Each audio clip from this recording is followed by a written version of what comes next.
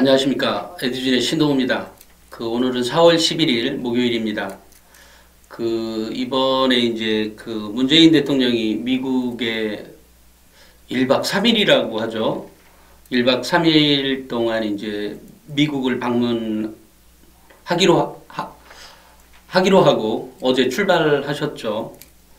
근데 우리 출발하면서 제가 드는 생각은 오늘이 4월 11일 임시정부 수립일 아닙니까?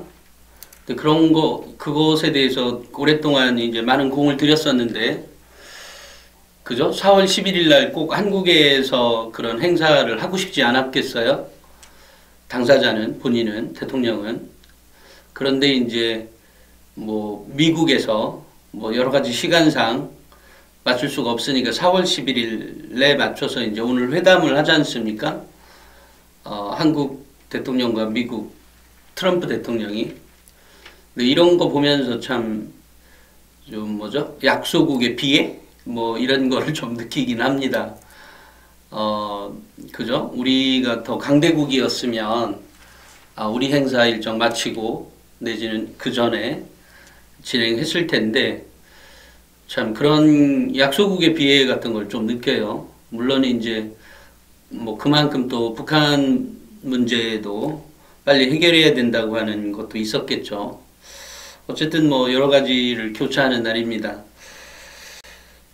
기정채님이 달아주신 댓글인데요. 영상 감사합니다. 바로 톡톡 잡지 주문했습니다. 저희 아이도 바로 호기심 지옥 중3입니다. 중3인데 호기심이 이렇게 많네요. 너무 호기심이 많아 자퇴하고 싶다. 최고의 학교를 가고 싶다. 롤러코스터를 타며 저를 힘들게 하지만 남들은 부러워하네요. 덕분에 좋은 잡지 알게 되어 다시 한번 감사드립니다. 라고 댓글을 달았습니다까지 글을 써주셨네요. 그런 거죠? 댓글을 달았습니다는 유튜브가 지 맘대로 그렇게 올리는 모양이군요. 저는 이거 보면서, 중3인데 이렇게 호기심이 이렇게 많다고 하면 정말 대단한 아이인 건 분명하네요. 자, 만약에 이 기정채님, 제가 말씀드렸던 것처럼, 톡톡 잡지를 이 아이가 만약에 잘 본다. 그리고 그 내용을 아주 심도 있게 본다. 또는 보는 내용도 거기 인문학도 있고 만화도 있고 여러 가지 있잖아요. 또 과학도 있고 여러 가지가 있어요. 시사도 있고 미술 관련한 거 어쨌든 굉장히 다양한 내용들이 있는데 그런 내용 중에 아이가 어디에 관심이 있는지 유심히 살펴봐 주셨으면 좋겠고, 또 하나는 이 아이가 만약에 이 책을, 그러니까 이렇게 호기심이 많아도 호기심 많은 걸로 끝내면 사실은 그냥 호기심이 많구나. 물론 아직은 어떤 경우도 장담하지 못하니까 아이가 원하는 대로 해줘야 되는 것들이 필요할 거라고 생각을 합니다. 제가 이제 이 댓글을 보면서 예전에 그걸 천재급이라고 해야 되나요? 초등학교 6학년이었는데 당시에 제가 만났을 때는 중학교 1학년이었습니다. 엄마를 만났을 때는. 근데 중 5학년 때인가 6학년 때 5개 국어를 한다고 들었나요? 제가? 그러니까 그때 이미 5개 국어를 하고, 그리고 주말이나 이런 데 나가면 경복궁 같은 데 가서 이렇게 통역을 한다 그래요. 중국 사람 만나면 중국 통역. 그 다음에 이제 소개를 해주는 거죠. 문화해설사인가요? 그것도 따가지고 그렇게 한다 그래요. 그 다음에 일본 사람들 오면 또 일본어로 하고, 영어 계통 쪽에서 오는 미국이나 이제 이런 쪽에서 오는 사람들 오면 또 그런 얘기를 하고, 스페니쉬도 아마 하는 걸로 알고 있는데, 스페인 쪽에 오는 사람들은 또 그렇게 하고, 프랑스인가 독일어를 해서 또 그렇게 한다고 들었어요. 근데 엄마를 만나서 이제 제가 실은 취재를 하고 싶었는데, 응하기는 했지만, 기사화는 해주지 마라라고 해서 얘기만 듣고 왔습니다. 그래서 참 대단하다는 생각을 했는데, 그 아이를 어떻게 키웠냐고 이제 조목조목 구체적으로 좀 여쭤봤어요. 그랬더니 그 엄마 하신 말씀이 아이들은 스펀지다라고 얘기를 해요. 그러니까 아이들은 주는 대로 빨아들이는 거죠. 그래서 그 엄마는 아이가 예를 들어 그 지하철과 관련해서 관심을 갖고 있으면 교보문고 광화문인가? 그런 데 가면 지하철을 이렇게 조립해가지고 뭐 파는 게 있는 모양이에요. 뭐 종이가, 아니 뭐 어쨌든 뭐가 있나 봐요. 그래서 그런 것을 사줬다. 그러니까 사주거나 관련된 책을 사주고 아이가 그냥 하는 대로 냅두는 거죠. 그 아이가 원하는 것대로 그냥 지원을 해주는 거죠. 그러니까 이제 이 아이가 지하철 왜 2호선도 있고 뭐 1호선도 있고 있잖아요. 그럼 1호선 뭐 그때 당시는 7호선까지 있었나요? 그 학부모님을 제가 만났을 때는 7호선의 전철역 구간을 다 한다고 하더라고요. 근데 그게 꼭 이 서울권에만 치중되는 것이 아니라 이렇게 각 지방에 있는 그 전철역 구간도 다 안다 그래요. 다 외웠다고 하죠. 그 아이는 한번 보면 외우는지는 모르지만 어쨌든 그런 아이였어요. 그래서 자기 그 엄마 말씀은 자기 아이에게 그 뒤쪽은 아니죠. 그 벽면에 그 세계 지도를 그러니까 세계 지도를 이렇게 놓고 있답니다. 그래서 늘 우리 학부모님들에게 권하는 말씀은 꼭 세계 지도를 공부방에 붙여놔 달라라고 얘기를 하더라고요. 그러니까 세계 지도를 통해서 아이가 현재의 위치 그죠? 한국 땅 요만하잖아요. 그 세계 지도를 보면 현재 있는 나와 또 이제 그 계속 확장하는 사고를 갖게 되는 거죠. 이 나라는 어떻게 되는 거지? 저 나라는 어떻게 되는 거지? 이런 이제 생각들을 갖게 되나 봐요. 그래서 가능한 한 자녀를 키울 때는 뭐 그게 유치원이 됐든 뭐 초등학교, 중학교, 고등학교가 되었든 세계 지도를 좀 그 붙일 수 있는 공간이 있다면 적당한 곳에 꼭 뭐 어마어마하게 크지 않아도 좋으니까 세계 지도를 붙여놓고 아이의 어떤 꿈을 키워줬으면 좋겠던가 이게 사고가 열리게 되죠. 그런 느낌이 있지 않습니까? 그러니까 그렇게 해줬으면 좋겠다라는 생각을 갖습니다. 그러니까 또 하나는 그 학부모 말씀은 어찌됐건 아이를 키울 때 가장 중요한 건 아이가 원하는 것을 내가 막지 말고 아이가 이거에 관심이 있으면 그거에 맞는 거에 관심을 더 많이 제공해 주는 거죠. 그리고 뭐 물론 지금은 어디 국제중학교인가 다니고 있고요. 그렇지만 이제 저는 꼭 그 아이가 뭐 국제중학교를 다니나 안 다니나의 문제가 아니라 아이의 사고력 확장을 위해서는 꼭 필요하다라는 생각을 가져본 적이 있습니다. 그래서 이 중학교 3학년 아이가 이렇게 호기심이 많은 경우는 매우 드문 케이스 아닙니까?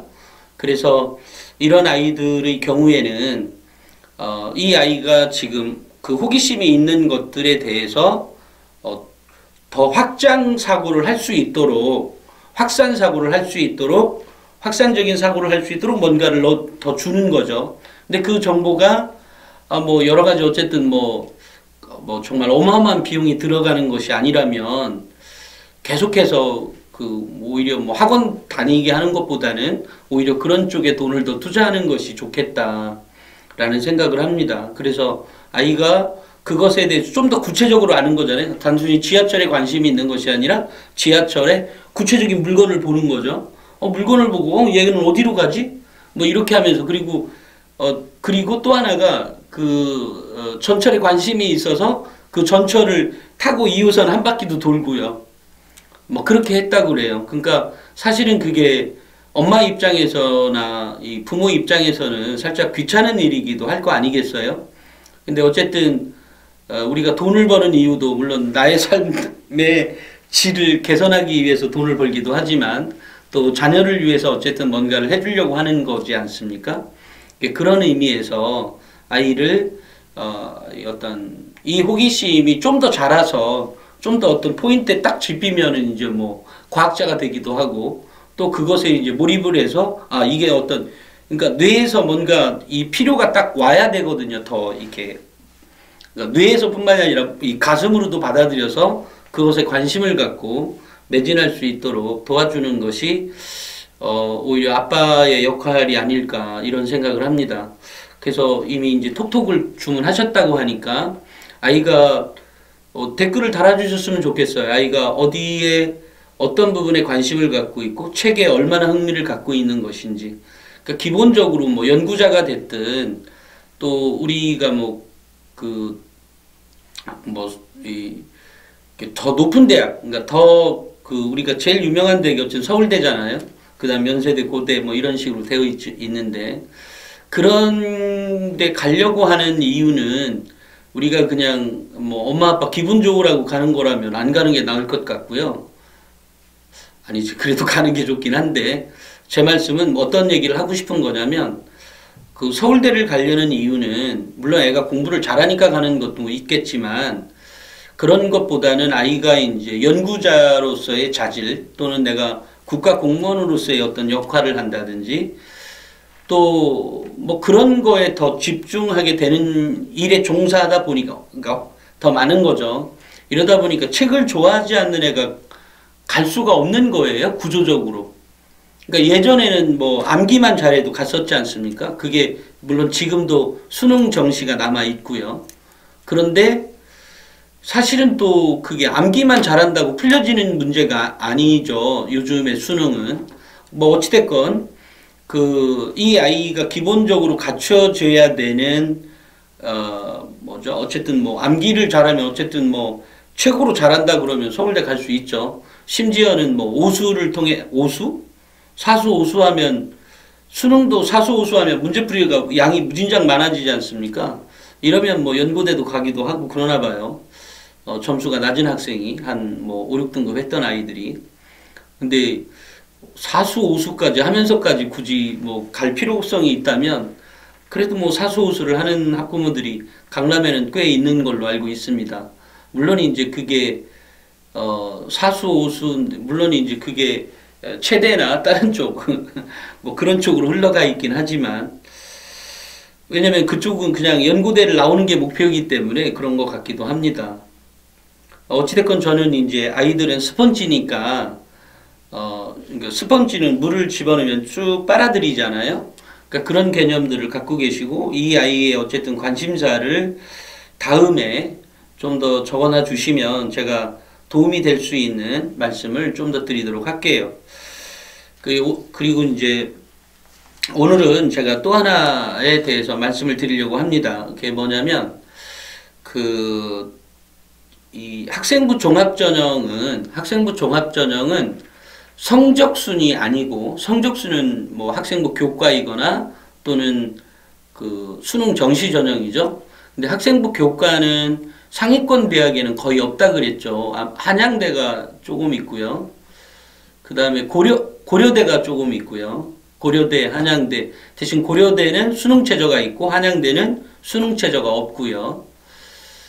그래서 이제 학생부 교과는 이제 수도권 대학들은 웬만한 대학들은 다 수능 최저가 있습니다. 근데 어쨌든 학생부 종합전형은 이 성적으로 들어가는 것이 아니라 역량으로 들어갑니다. 역량. 근데 우리가 그럼 역량이 뭐냐는 것을 정확히 알고 있어야 되지 않겠어요? 도대체 역량이 뭐지? 역량을 내가 전체적인 역량을 알죠. 느낌으로도 알 수 있고요. 그래서 이제 오늘은 제가 우리 학부모님들에게 역량이라고 하는 문제를 구체적으로 어떻게 해야 되는 것인지 학생부 종합전형에서 어떻게 표현되어 있어야 그게 매우 우수한 아이로 평가를 받을 수 있다는 것인지에 대해서 얘기를 하려고 합니다. 제가 예전에 이제 학생부 종합전형을 준비할 때 예전 영상에 학생부 종합전형을 준비하게 되면 가장 중요한 건 뭐냐면 서울대 역량에 맞춰서 공부를 하라라고 했잖아요. 예를 들어 뭐 연세대의 경우에 뭐 우리는 사업가를 양산할 거니까 사업가 같은 애들만 와. 이런 경우가 있죠. 근데 연세대에 있는 것이 아니라 한양대가 그런 쪽 전형에 가깝고 중앙대 다빈치 전형이 그렇고 건국대 자기추천 전형이 이제 그런 거죠.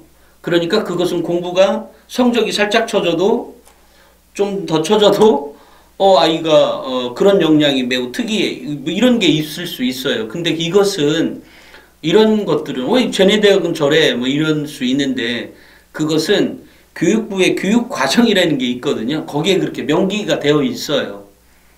근데 이제 학부모님들은 이제 나온 현상만 보고 얘기를 하게 되는 거죠. 그러니까 그거는 이제 학부모님들이야 몰라서 그렇다고 하지만 전문가들이 그렇게까지 얘기해 주진 않죠. 그냥 나온 현상만 가지고 늘상 얘기하는 것 뿐입니다. 그래서 어쨌든 역량이라는 것에 대한 단어의 의미를 아실 필요가 있는데요. 그게 뭐냐면 역량이란 어떤 이제 일반적인 사회에서 근로자가 해당 업무를 수행할 수 있는 능력을 의미합니다. 자, 그러면 이제 대학생이잖아요. 이제 대학에 들어가는 그 역량이라는 것은 어떻게 얘기하는 거냐면 이것은 뭐 네이버 사전에 나와 있는 내용입니다. 그러니까 특정한 상황이나 직무에 준거에 따른 효과적이고 우수한 수행의 원인이 되는 개인의 내재적인 특성으로, 그러니까 개인이 갖고 있는 특성인 거죠. 개인이 성공적인 수행을 위하여 개별적으로 결합해서 사용하는 어떤 특징들이 있다. 그러니까 여기에는 이제 지식이 있고요, 기능이 있고, 그러니까 생각하는 유형, 사고 유형이 있고, 정신사세가 있고, 사고 방식 등이 포함될 수 있다. 이렇게 되어 있습니다. 그러니까 여기에는 이 아이가 어떤 그러니까 업무 수행을 하는 데 있어서 또는 배움에 있어서 어떤 아이가 더 효과적으로 배워가느냐는 거죠. 그러니까 이런 의미에서 이제 대학에서 선발을 하고 있는 거거든요. 그러니까 학생부 종합전형에서 성적은 그다지 그러니까 중요한 성적은 있지만 여러 범위 중에 한 가지예요. 성적은. 그러니까 여러 개가 있는데 성적은 하나야. 한 가지, 그러니까 10가지 중에 하나예요. 성적은. 자, 그러면 근데 일반적으로 그 성적에 준하는 것만큼 아이의 역량이 표현되어 있기 때문에 성적을 묻는 것 뿐인 거예요. 그렇기 때문에 이 역량을 그러면 어떻게 표현하느냐에 따라 다 틀린데, 그럼 이 역량이 왜 중요한데 이런 게 있을 수 있잖아요. 도대체 이 역량이 왜 중요해? 그럼 성적으로 가면 되지 라고 얘기할 수 있는데, 그렇지 않은 게 뭐냐면 우리는 매우 불확실한 상황에 세상에 살고 있죠. 또 우리 다음에 살아갈 우리 그 다음 미래, 우리 아이들, 우리 자녀들은 얼마나 더 불확실한 상황에 살지 모르죠. 그러니까 이런 상황 속에서 미래를 이끌어가는 사람들은, 그러니까 우리가 만약에 이 영상을 보시는 학부모들은 대부분이 그냥 평범한 학부모이긴 하지만 적어도 내 자녀의 교육에 관심을 갖고 내 자녀가 조금 더 성공적인 삶을 살아갈 수 있도록 도와주기 위해서, 그러니까 서포트 해주기 위해서 이 방송을 들을 거거든요. 그러니까 일반적인 케이스는 아니죠. 예를 들어 만약에 이런 방송을 뭐 9등급 학부모는 잘 안 들으시겠죠. 물론 생활이 바쁠 수도 있고, 또는 설령 그 아이가 뭐 매우 나쁘게 현재 빠져 있다고 하더라도 전 들어주셨으면 좋겠어요. 왜냐면 뭐 스티브 잡스 같은 경우도 보면 뭐 초등학교 때 뭐 그죠? 무진장 노는 것뿐만 아니라 동네 양아치 같은 뭐 그런 삶을, 그러니까 그런 생활을 한 적도 있더라고요, 보면. 그러니까 굳이 뭐 그것이 꼭 그 아이의 현재 상황보다는 엄마가 이제 어떻게 돌아갈지를 미리 알고 아이를 이렇게 지도해 주면 뭐 언젠가는 아이는 다시 제 자리로 돌아올 수 있거든요. 이런 생각을 합니다. 어찌됐건 이런 불확실한 상황 속에서 미래를 이끌어가는 지도력과 창조성은 이게 좀 고차원, 높은 차원의 사고력이 필요하죠. 그러니까 이런 사고력을 고등사고력이라고 부르는데, 이 고등사고력은 암기나 단순한 이해를 넘어서 문제를 해결해 가려는 사고력을 말하는 거거든요. 고등사고력은. 그래서 이런 고급 차원의 사고력은 도전적이고 확장적인 정신의 사용이라고 정의될 수 있으며, 이런 것들은 구체적으로 비판적 사고력, 창조적인 사고, 뭐 문제 해결력, 의사결정력 또는 창의적인 사고, 이런 것들이 여기에 이렇게 표현될 수가 있는 거죠.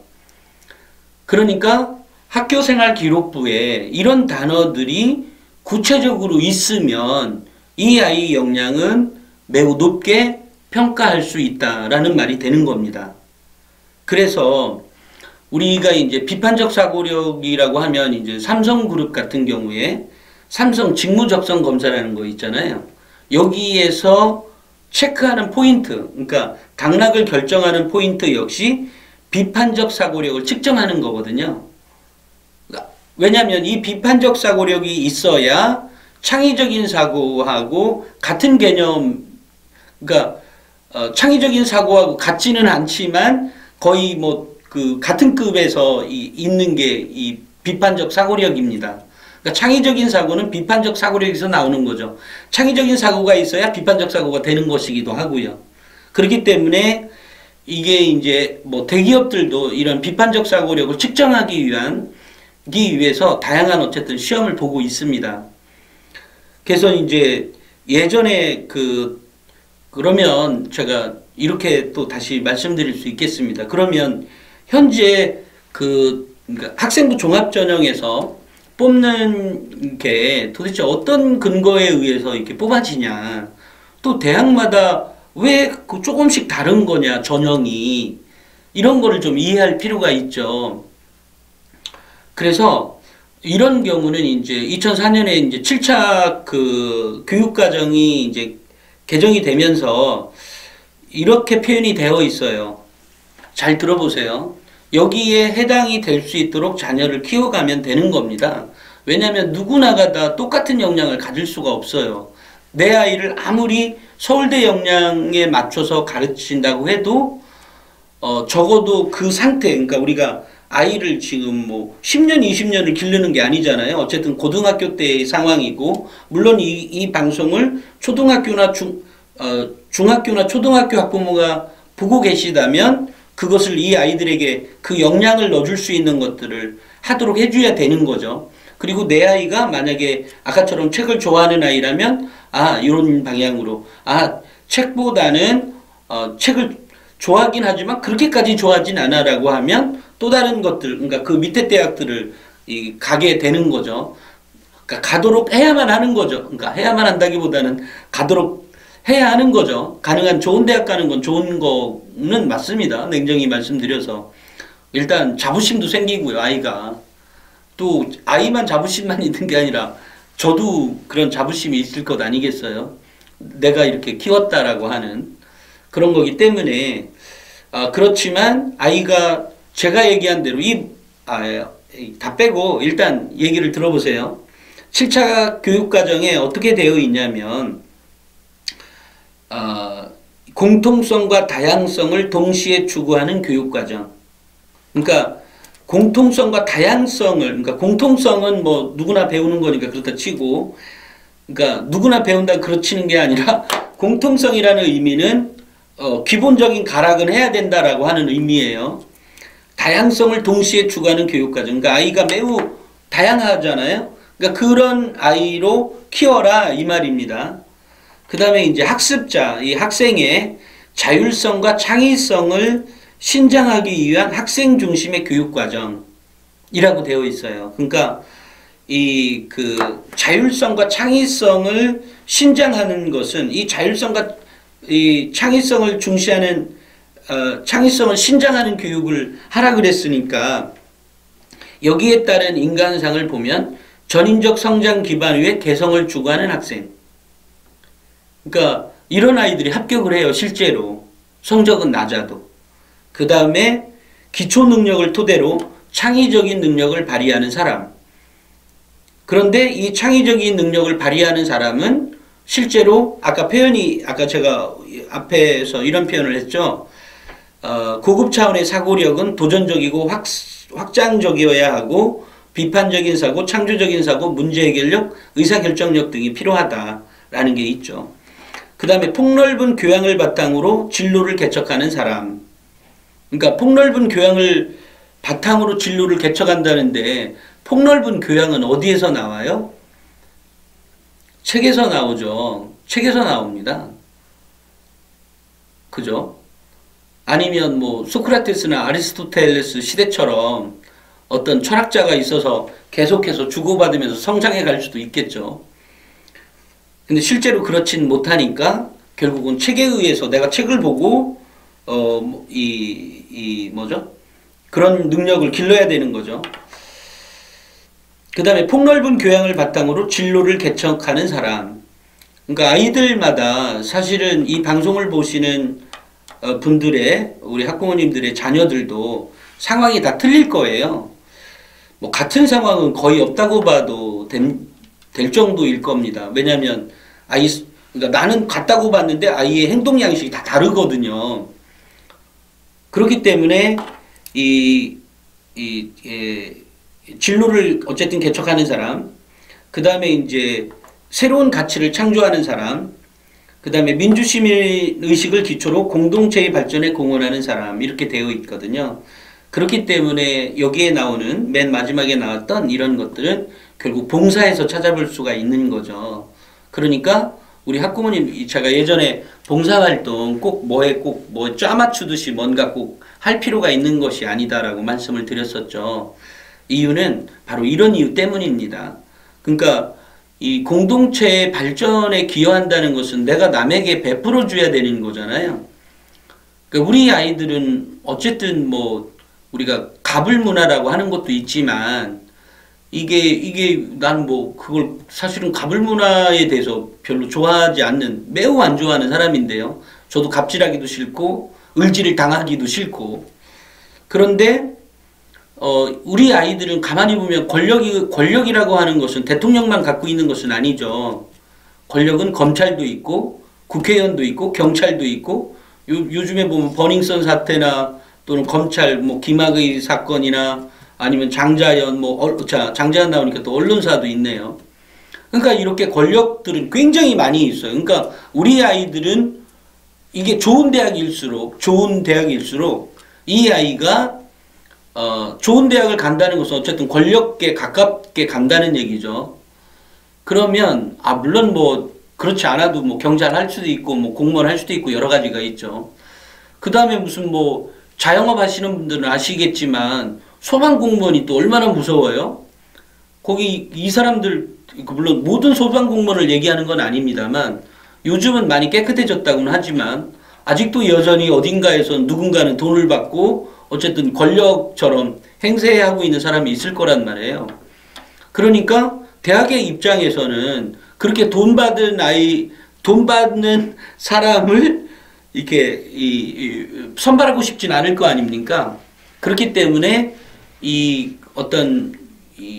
그러니까 기본적으로 이 아이들은 어딘가에서 활동을 할 때 분명히 권력이라는 걸 갖게 될 거다.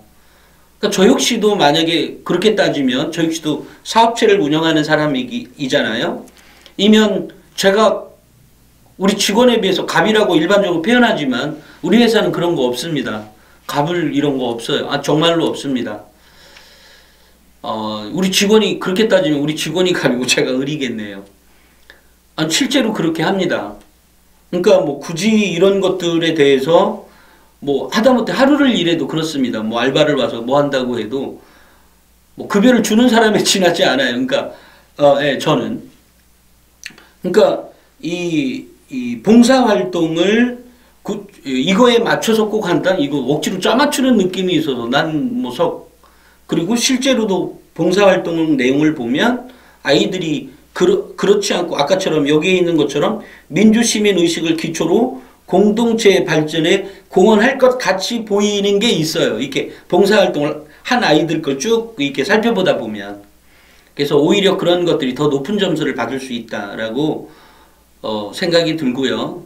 왜냐하면 봉사활동을 그렇게 맞춰놓고 다른 활동이 또 이상하게 안 맞춰져 있잖아요. 그러면 이상하게 또 보이기도 합니다. 실제로. 그렇기 때문에 진심을 담아서 봉사할 수 있도록 했으면 좋겠다. 아까 뭐를 위해서? 민주시민 의식을 기초로 공동체의 발전에 공헌한다, 이바지한다고 하는 사람으로 보이기만 하면 되는 거죠. 그렇지만 모든 사람이 이렇게 된다고 하면 참 좋겠지만 세상은 꼭 그렇게 돌아가진 않잖아요. 그러니까 가끔은 또 봉사활동이 꼭 뭐 어마어마하게 해야만 한다 이런 건 아닙니다. 그렇지 않은 아이들도 뽑혀지고 선발되고 있으니까요. 다만 기본적인 역량만큼은 갖춰져야 된다라는 거죠. 그러니까 이런 의미에서 얘기를 하는 겁니다. 그래서 제가 그러면 이제 학생부, 이제 우리 학부모님 입장에서는 잘 알겠다고, 말은 알겠는데, 이것이 구체적으로 학교생활 기록부에 어떻게 기록되어 있으면 이 아이의 역량을 높게 평가를 받을 수 있냐에 대한 얘기인 거죠.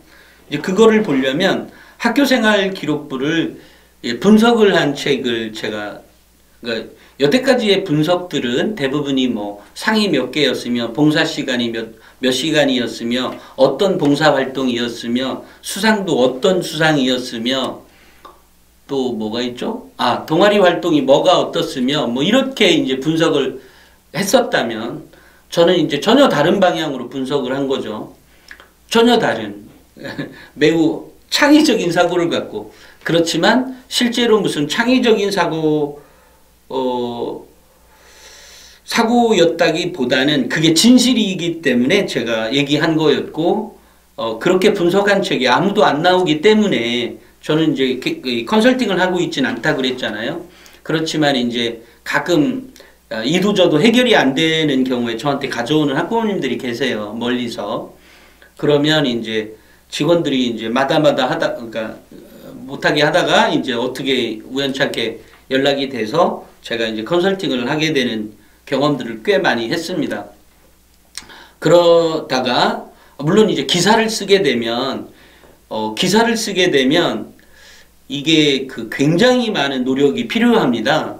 왜냐하면 앞뒤가 다 맞아야 되고 이게 다 맞춰야 돼서 사실은 생각을 굉장히 많이 하게 됩니다. 왜냐 글을 쓴다는 게 그런 거잖아요.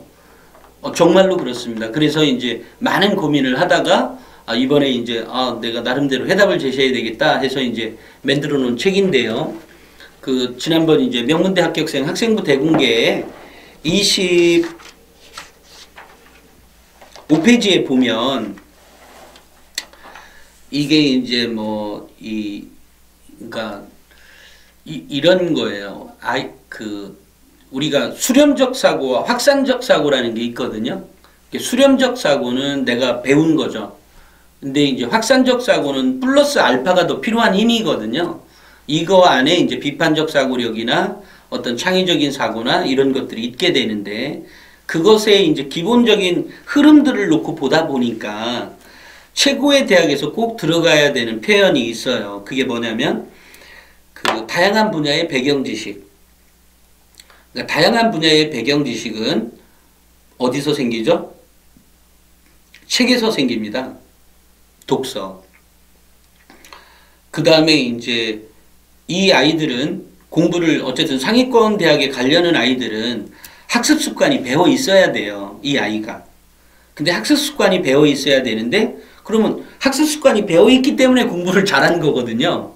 그러니까 이래서 나온 표현이 효율적인 학습 습관을 갖고 있다. 효율적인 학습 습관으로 뭔가를 어떻게 했다. 이렇게 표현되어 있어요. 효율적인 학습 습관. 그 다음에 이제 이 공부를 잘하는 아이들, 아까 비판적 사고력을 달성하기 위해서는 이렇게 있어요. 이것도 이제 제가 띄워놓을게요. 띄워놓고 제가 말씀을 드릴 테니까 보시는 분들은 이제 보실 건데 분석적 사고, 그러니까 비판적 사고는 뭐냐면 분석적 사고가 필요하고요. 추론적 사고가 있어야 되고요. 종합적 사고가 있어야 되고요. 대안적 사고가 통틀어서 비판적 사고입니다. 그러니까 창의적 사고는 이 대안적 사고와 발산적 사고를 합쳐서 또는 예술성 방향으로 나가는 상징적 사고까지 이어지는 아이들을, 그러니까 꼭 다 이어진다는 말이 아니라 대안적 사고, 일반적으로는 대안적 사고와 발산적 사고, 그 다음에 예술로 나가는 애들은 이제 상징적 사고를 갖고 있는 아이들이죠. 이게 창의적인 사고입니다. 그러니까 수학적으로 많이 나가는 또 이제 기호적 사고를 갖고 있는 거죠. 그러니까 이런 추측이나 추론이 이란 말들이 학교생활 기록부에 기록되어 있는 거죠. 왜냐하면 비판적 사고를 갖고 있다는, 이제 좀 있으면 나오는데, 비판적 사고를 갖고 있다는 말은 이 분석적 사고나 추론적 사고나 종합적 사고나 대안적 사고를 갖고 있는 아이거든요. 그런 말들의 표현들이 구체적으로 학교생활 기록부에는 논리적이고 분석하는 능력, 창의적인 발상, 창의적인 아이디어, 비판적 사고력, 분석적 사고, 해박한 지식과 인문학적 지식, 책을 읽고 성찰할 수 있는 능력, 논리가 정연하다. 그리고 해석을 뭐 매우 좁게만 해석하는 아이가 있고, 뭐 폭넓게 해석하는 게 일단 좋잖아요. 그러니까 폭넓게 해석한다라고 하는 것은 아이의 사고가 넓다는 의미죠. 그러니까 그런 표현들이 있더라. 그러니까 이게 구체적으로 이 학교생활기록부에 기록되어 있다고 하면 서연고, 그 한양대, 서강대, 성균관대까지는 갈 수가 있는 겁니다. 다만 여기에서 그러면 이걸로만 끝나는 건 아니죠. 이런 단어가 꼭 있어야 된다는 얘기예요. 그 상위 6개 대학이지만 실제로는 뭐 포항공대도 있고 카이스트도 있고 유니스트도 있고 있잖아요. 디지스트, 지스트도 있죠. 그러니까 이런 과학대학이요. 그러니까 이런 대학들에 가려면 총 이제 열 몇 개 되지 않습니까? 그 다음에 뭐 중앙대도 있고 뭐 이화여대도 있죠. 그러니까 이런 대학들을 가려면 이런 표현들이 꼭 필요하다. 그렇지만 표현하는 정도가 서울대가 최상위 표현이라면 조금씩 약하다라고 하는 거 꼭 기억해 주시면 좋겠고요. 바로 이런 점 때문에 비판적 사고력을 갖고 있는 아이는 매우 우수한 평가를 받을 수밖에 없다. 그리고 이제 그 22권 대학에 보면 지적 호기심이 있고 자료 분석, 비교 분석, 대안 제시 능력, 실생활 접목, 토론 능력, 다양한 자료, 결론 도출 능력, 합리적이고 이성적인 판단, 뭐 이런, 그 다음에 또 글의 구조를 정확하게 분석한다, 리더십이 있다, 뭐 윤리의식이 있다, 응용력이 있다, 이런 표현들이 나옵니다. 근데 이런 표현들이, 그러니까 지금은 이제 세특사항이 과목별로 500자씩 기록되어 있으면 한 A4 용지로 한 요 정도 분량입니다. 요 정도. 그러면 과목별로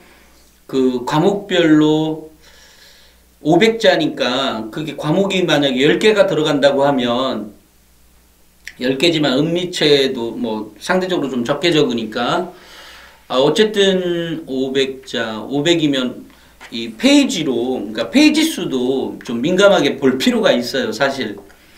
페이지 수가 없으면 읽을 게 없는 거잖아요.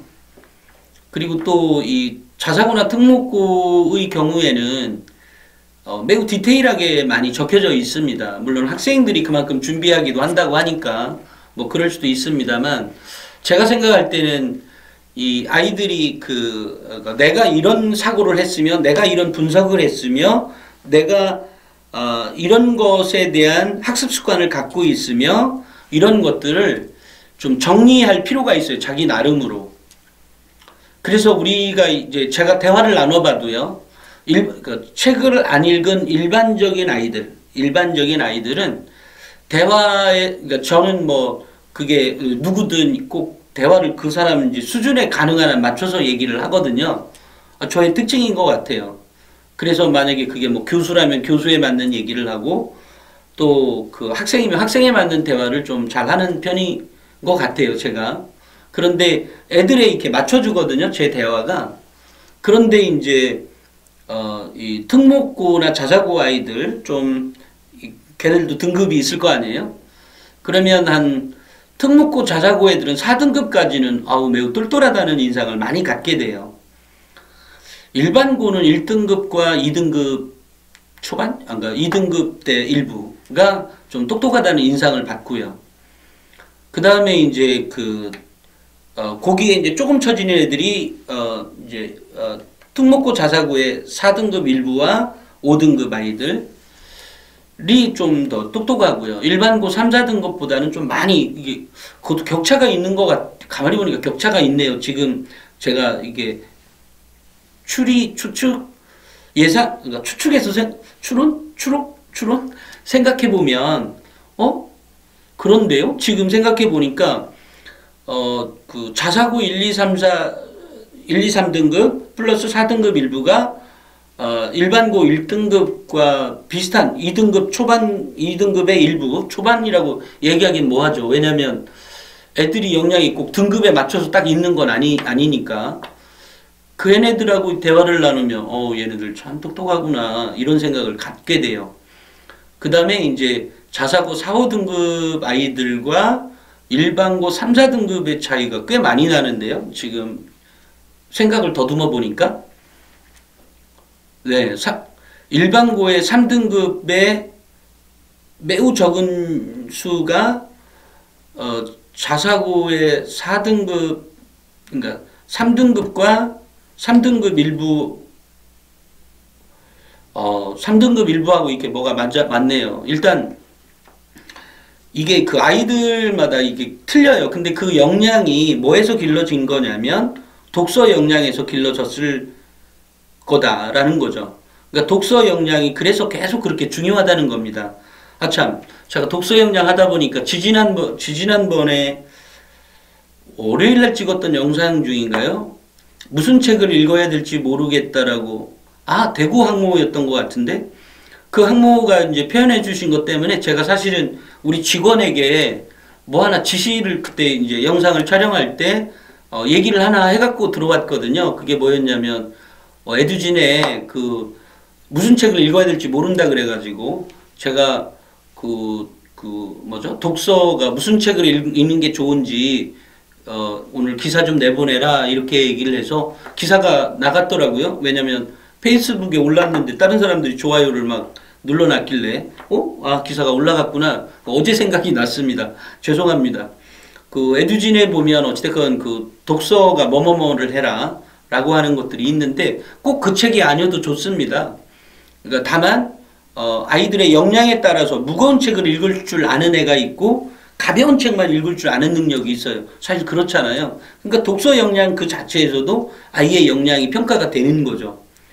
무거운 독서, 그러니까 무거운 책, 좀 굉장히 철학적인 책이거나 이런 거를 읽을 수 있다라고 하면 그 아이는 역량이 높은 아이인 건 분명하죠. 다만 그 아이가 독서만 잘해서는 되는 건 아니잖아요. 다른 역량까지 갖춰져야 되는 거죠. 그런 것들이 아까처럼 발표력도 있어야 되고, 그 다음에 또 하나 이게 의사소통 능력도 필요하죠. 그 다음에 이과 계열 간다 그래서 이과 계열로 가면 의사소통 능력이 필요 없을 것 같죠. 그렇지 않습니다. 의사소통 능력은 매우 매우 중요합니다. 그렇기 때문에 그 아이가 의사소통 능력이라는 단어 표현이 꼭 있어야 됩니다. 왜냐하면 그 아이가 토론을 했다거나 이런 경우라면 아이가 의사소통 능력이 어느 정도 있다고 보여지죠. 우리가 보기에. 왜냐하면 토론도 안 했는데 토론했다고 써놨을 일은 거의 없다고 보고, 토론을 했는데 이 아이가 뭐뭐뭐 때문에 발표를 어떻게 했고 그것에 대해서 자기는 어떤 거에 반하는 그 조에 들어가서 뭐뭐를 이렇게 했다 이렇게 써져 있거든요. 근데 그런 표현들을 보면 아이가 얘는 발표력이 있구나, 얘는 의사소통 능력이 있겠구나 이런 것들을 추측해 볼 수 있는 거죠. 그렇기 때문에 역량이라고 하는 범위는 실제로 우리가 아이들에게 무슨 공부하는 역량, 연구하는 역량은 엉덩이의 무게가 증명할 수 있는 단어가 들어가면 됩니다. 엉덩이의 무게를 증명할 수 있다는 얘기는 얘가 일단 성적이 좋다고 하면 엉덩이의 무게가 증명이 된 거죠. 성적이 매우 좋으면 엉덩이의 무게가 기본적으로 바탕에 있기 때문에 성적을 1등급을 받고 2등급을 받는 거거든요. 그러니까 엉덩이의 무게가 증명이 된 거죠. 그런데 재밌는 사실은 그 엉덩이의 무게가 꼭 성적으로만 증명되는 건 아니죠. 왜냐하면 성적은 3등급, 4등급 나올 수 있지만 이 아이의 엉덩이의 무게라고 하는 것은 기본적으로 이 아이가 어떤 거에 몰입을 하고 어떤 거에 집중을 하고 어떤 거를 꾸준하게 할 수 있는 힘 아니겠어요? 이런 아이라면 성적이 조금 처져도 나빠도 이 아이는 역량이 있어 이렇게 평가를 받을 수가 있는 거죠.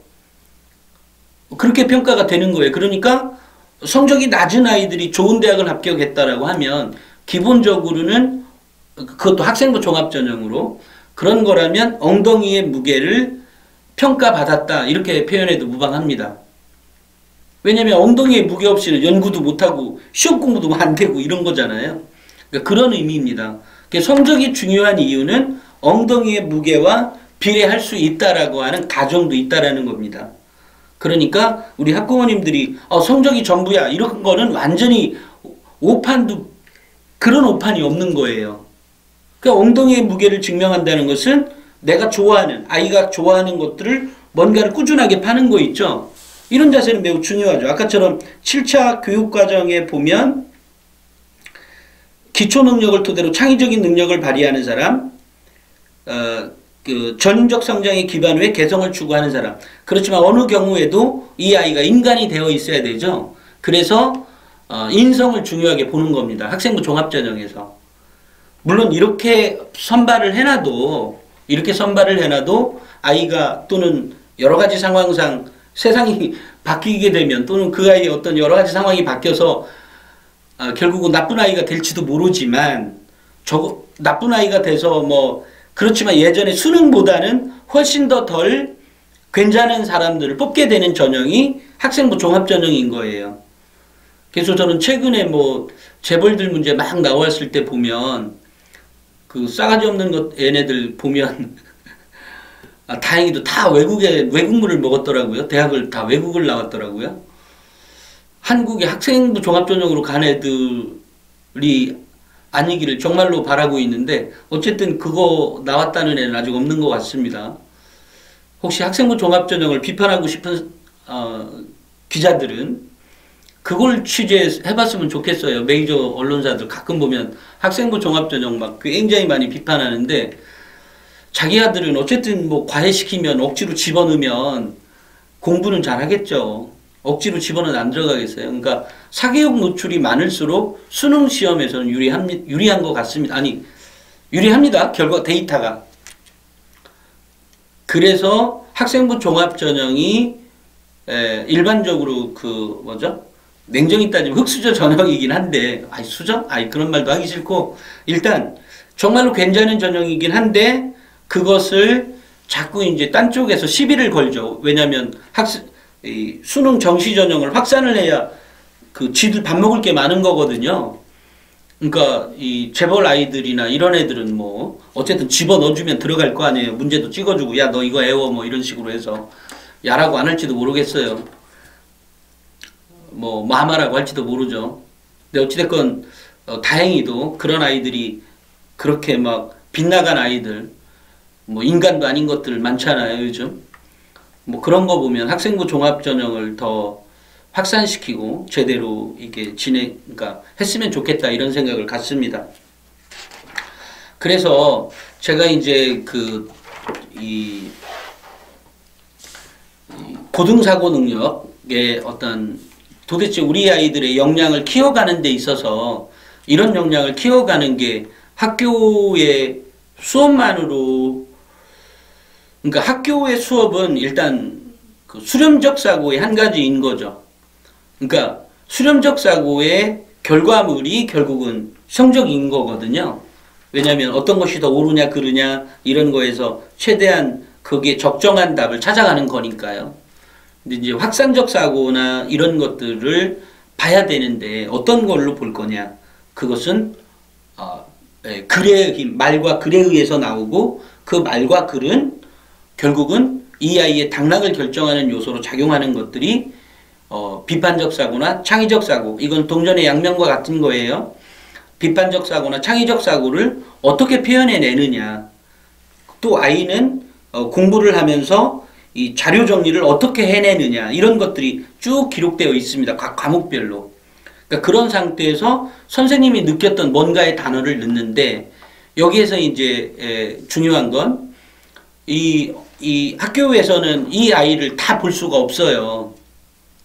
아니 보라고 하지만 선생님이 제가 최근에 학교를 이렇게 가보면 예전에 선생님들 욕도 많이 욕이라기보다는 비판을 많이 하긴 했는데 요즘 보면 정말로 시간이 많이 없어요. 선생님들. 이 지식노동이 저렇게 힘들 거구나 라는 생각도 갖고 지난번 제가 8시간 풀로 강의를 해보니까 다시는 안 할 겁니다. 다시 8시간 풀? 절대 안 합니다.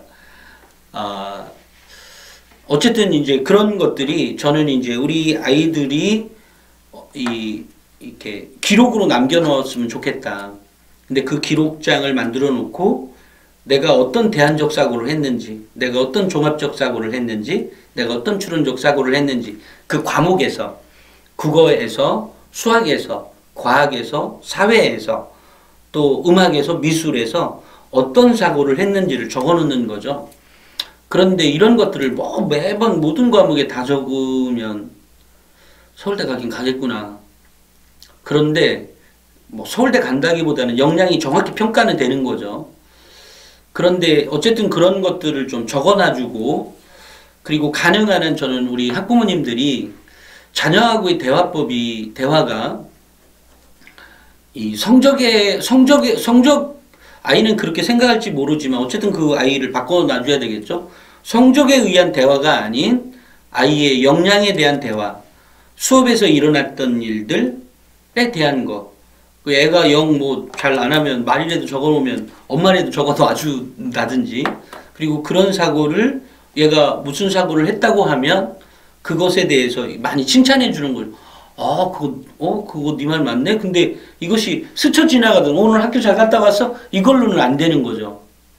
그죠? 그러니까 아이가 학교를 갔다 오면 다른 집 아이들은 어떻게 되는지 모르지만 이 방송을 보는 학부모님들은 아이와 앉아서 아이가 좋아하는 뭐 우리가 차 문화는 별로 없는 것 같아요. 어쨌든 아이가 좋아하는 음료수를 내놓든 뭔가를 해서 잠깐 동안 앉아서 10분이든 20분이든 대화를 나눠볼 수 있는, 좀 전에 얘기했던 과목별로 오늘 사회 시간, 이제 그 일주일 시간표가 있잖아요. 그러면 시간표가 뭐 사회, 수학, 과학, 사회, 수학, 또 뭐죠? 국어 뭐 이런 게 있으면, 음악 뭐 이런 게 있으면 요 시간에는 그래, 어땠어? 그러니까 이게 그 아이가 그렇게 대화가 정말로 가능하다면 아이가 굉장히 많이 성장할 수 있습니다.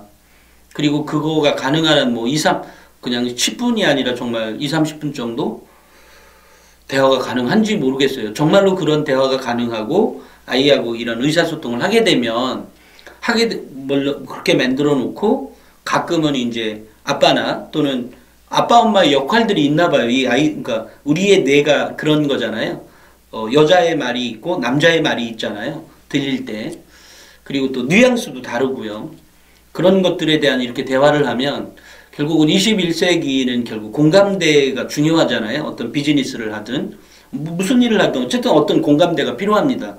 근데 그 공감대를 잃어버리면 요번에 왜 칼기 누구죠? 조종훈은 1차 예전 창업자고, 어쨌든 뭐 대한항공의 그런 것처럼 이 공감대를 전혀 갖지 못하면 그 기업이 잘 나갈 수는 없겠죠. 앞으로 그런 것들이 더 많이 알려지게 되면 더 잘 못 나갈 가능성이 많습니다. 그래서 아이가 인간이 되도록 만들어내주는 거, 인성이 된 아이를 만들어주는 거. 그런데 그렇게 하려면 이런 공감대가 형성이 중요하죠. 사람이 살아야 되는 가치의 공감대도 있을 수 있고, 어떤 역량을 바라보고 하는 시점이 이렇게 대학은 이런 관점에서 보는 거다. 너는 그냥 생활하는 거지만, 너는 그냥 학교를 다니는 거지만, 대학은 이런 평가를 통해서 너를 바라다보고 있기 때문에. 근데 이런 대화를 나눌 수 있는 거라면 이 아이가 그죠? 이 일반 어느 정도 배경 지식이 있어야 이런 대화가 가능하지 않을까요? 그러면 이런 배경 지식을 있게 하려면 있도록 만들어 가자는 얘기예요. 제 말은. 현재는 그렇지 않다면. 그러면 있다고 하면 얘기가 편해지지만, 있다면 말이 되는 거니까 그 아이도 대화가 즐거울 수 있습니다. 하지만 없다면 대화가 재미가 없겠죠. 그 아이가 바라볼 때. 그러니까 이런 차원의 것이 있으니까 이런 거를 가르치려면 결국은 다양한 분야의 배경 지식이 들어가야 되고, 또 심도 있는 고민들이 필요한 거죠. 이 아이가. 내가가 아니라 이 아이가. 그러려고 하면 책 몇 번 어떻게 보라, 제가 이전 영상에 공부 어떻게 하라 이런 얘기 있었잖아요. 결국 그러니까 공부만 해서 그 역량이 다 길러지진 않습니다. 않지만 그것을 어쨌든 저 역시도 비판적 사고력과 그 사고력을 어떻게 학교생활 기록부에 기록되게 해줄 것인지에 대한 그런 것들을 구체적으로 할 수 있는 방법들을 나침반이나 톡톡에 이제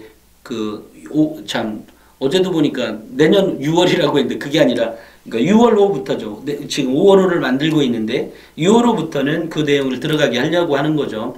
6월호부터 내년 5월호까지는 제가 비판적 사고력이 능력이 추론적 사고, 분석적 사고, 종합적 사고, 대안적 사고, 발산적 사고가 학교생활 기록부에 기록되게 하는, 그렇게 하려고 하면 뭔가의 관리가 필요하거든요. 혼자서 다 처리할 수 없으니까. 물론 혼자서 처리할 수 있는 아이라면 뭐 상관이 없습니다. 어찌됐건 그것을 우리 그 월간지에도 실어줄 거, 그러니까 월간지에 실어서 월간지만 봐도 그렇게 해가는 아이가 있고, 그렇지 못한 아이들을 위해서 어떤 효과적인 어떤 프로젝트를 좀 진행해 보려고 합니다.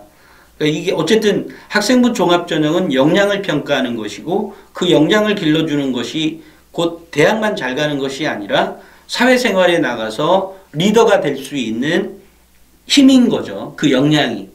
그러니까 그것을 어떻게 뽑아내줄 거냐인 거죠. 학교에서는 어찌됐건 그런 역량에 대한 것들이 주로 이제 성적에 의해서 평가받고 이러니까 약간 뭐하긴 하지만, 제가 늘상 계속해서 학생부 종합전형 준비에 대해서 얘기해왔던 것처럼 그렇게만 준비한다면 아이는 훌륭한 아이로 성장시켜 갈 수 있습니다. 그리고 또 그 아이가 뭐죠? 꼭 무슨 우리가 대단히 대우를 받기 위해서 그 아이를 키우는 건 아니잖아요. 그렇지만 어른 자식이 엄마 아빠를 공경해야 되는 건 분명한 사실이지 않습니까? 그런 것들을 가르쳐 줄 수 있는 힘들이 학생부 종합전형 안에 있다.